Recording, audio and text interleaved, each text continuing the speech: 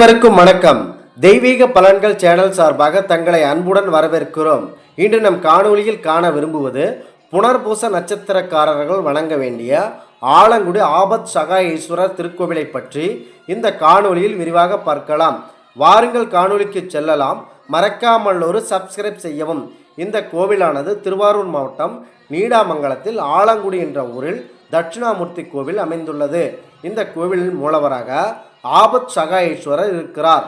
மூலவியாக ஏலவார் குழலி அம்மன் இருக்கிறார்கள். இந்த கோவில் நடை திறந்திருக்கும் நேரம் காலை 6 மணி முதல் மதியம் 1 மணி வரை, மாலை 4 மணி முதல் இரவு 9 மணி வரை இந்த கோவில் நடை திறந்திருக்கும். இந்த கோவிலானது புனர்பூச நட்சத்திரக்காரர்களுக்கு ஏற்ற தலமாகும். இந்த கோவில் தட்சிணாமூர்த்தி அவர்கள் குருவாக அமர்ந்திருக்கிறார். இந்த கோவில் தல வரலாறு: சாகாவரம் வேண்டி அசுரர்களும் தேவர்களும் திருப்பார்கடலை வாசுகி பாம்பின் மூலம் இந்த மந்திர மலையை பயன்படுத்தி கொண்டு திருப்பார்கடலை கடைந்தனர். அப்பொழுது வாசுகி பாம்பானது வலி தாங்க முடியாமல் முழு விஷத்தையும் திருப்பார்கடலில் கக்கியது. இந்த கடலில் இருக்கும் நஞ்சும் வாசுகி பாம்பின் விஷமும் ஒன்றாக சேர்ந்து ஆழகால விஷமாக மாறியது. இதனை கண்டு தேவர்கள் அனைவரும் பரம்பொருள் சிவபெருமான் அவர்களிடம் தஞ்சம் புகுந்தனர். சிவபெருமான் அவர்கள் அந்த ஆழகால விஷத்தை நாவல் பழம் போல சுருட்டி வந்து கொடுக்குமாறு சுந்தரர் அவர்களுக்கு கூறுகிறார். அவர் அப்படியே நாவற்பழம் போல இந்த ஆழகால விஷத்தை கொண்டு வந்து கொடுத்தார். அப்பொழுது சிவபெருமான் அவர்கள் அந்த ஆழகால விஷத்தை உண்டார்.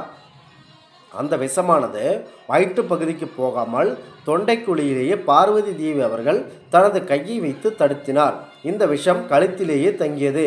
இதனால் பரம்பொருள் சிவபெருமான் அவர்கள் நீலகண்டர் என்று அழைக்கப்படுகிறார். பரம்பொருள் சிவபெருமான் அவர்கள் ஆழகால விஷத்தை உண்டதால் இந்த ஊருக்கு ஆலங்குடி என்ற பெயர் வந்தது.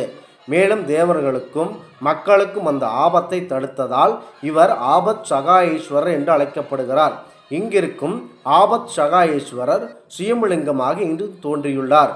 இந்த புனர்பூச நட்சத்திரக்காரர்கள் குரு பகவான் அவர்களின் பரிபூரண தலமாக விளங்குகிறது. மேலும் பரம்பொருள் தட்சிணாமூர்த்தி அவர்கள் இங்கு குருவாய் இருந்து அனைத்து மக்களுக்கும் உபதேசம் செய்கிறார். மேலும் புராண கதைகளில் ஜனாதி முனிவருக்கு வேதங்களை கற்று தருகிறார். இவரையே குருவாக அனைவரும் வணங்கி வழிபடுகிறார்கள்.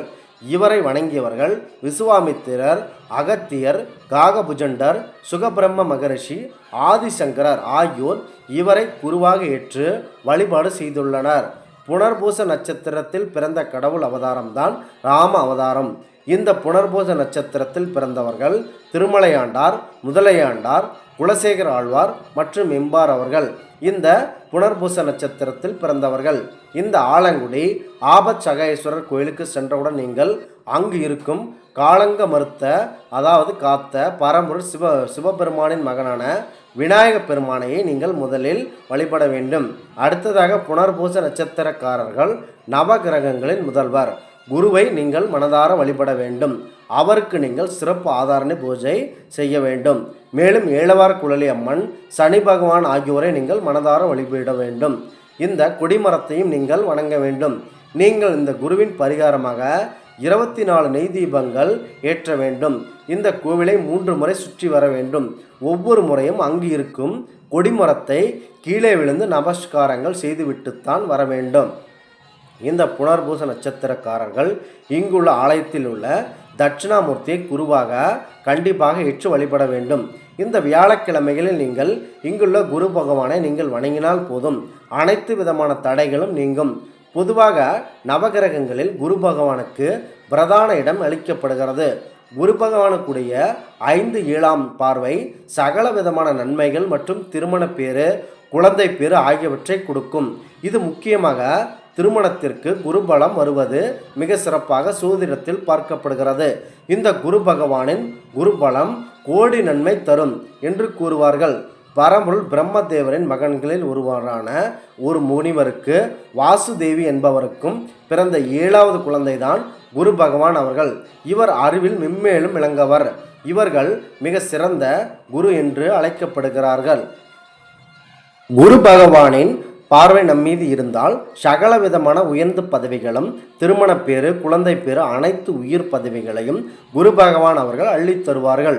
மேலும் தேவர்கள் இவரை குருவாக வழங்கியிருக்கிறார்கள். மேலும் இந்திரனுக்கு உயர்ந்த பதவிகள் வழங்கியதும் மற்றும் சகல விதமான செல்வங்களை அளித்ததும் குரு பகவான் அவர்களே.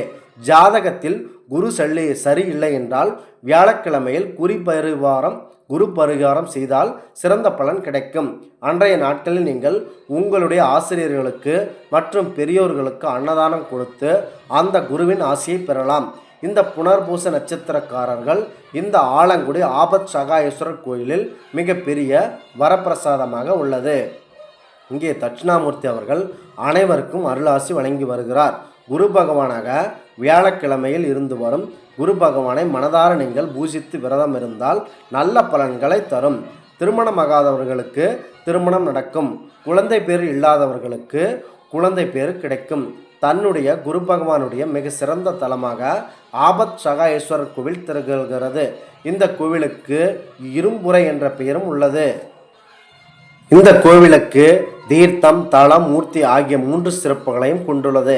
கண்டிப்பாக இந்த புனர்பூச நட்சத்திரக்காரர்கள் இந்த பரம்பொருள் சிவபெருமான் அவர் கோயிலுக்கு சென்று நீங்கள் அங்கு இருக்கும் பெரியோர்களுக்கு அவர்களை குருவாக ஏற்றுக்கொண்டு அவர்களுக்கு அன்னதானம் மற்றும் ஆடைகள் வாங்கி கொடுத்தால் மிகப்பெரிய புண்ணியங்களை பெறலாம்.